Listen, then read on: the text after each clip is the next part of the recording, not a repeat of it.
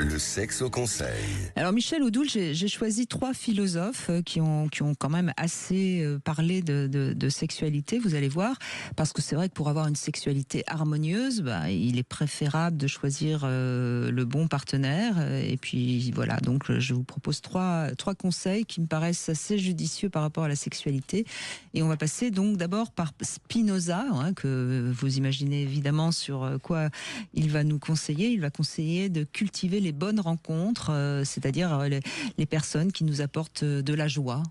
Spinoza a beaucoup parlé du désir, de la joie, oui. et donc c'est intéressant Et d'ailleurs, il y a un très joli livre de Frédéric Lenoir sur Spinoza qui est très très intéressant. C'est pour ceux qui ont envie de mieux comprendre cette joie, cet élan vital, ce désir qui nous rend heureux.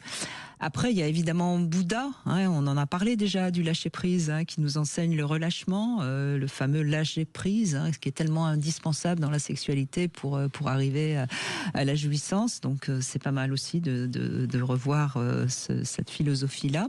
Et puis il y a Freud, bien sûr.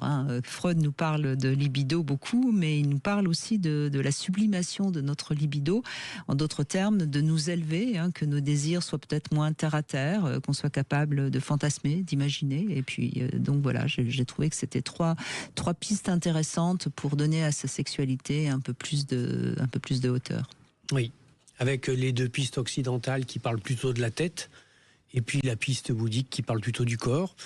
Mais effectivement, toutes les 3 sont d'ailleurs de façon intéressante dirigées dans le même sens. C'est-à-dire qu'en fait, ce qui rend et facilite l'amour et la relation à l'autre, c'est l'accueil de la joie et la capacité à se laisser complètement aller dans ce qu'est la joie de vivre, parce que en fait, il faut savoir que la joie de vivre, c'est ce qui provoque le désir. Bien sûr. Et d'ailleurs, ça me fait penser à ce que vous venez de dire, qu'on pourrait presque dire que Spinoza parle du cœur, Bouddha du corps, et puis Freud de la tête. De la tête, voilà, c'est ça, absolument. Quand les 3 fonctionnent bien. Absolument, mais c'est vrai. Et oui, voilà. C'était un petit conseil sexo qui est intéressant et vraiment à prendre très au sérieux.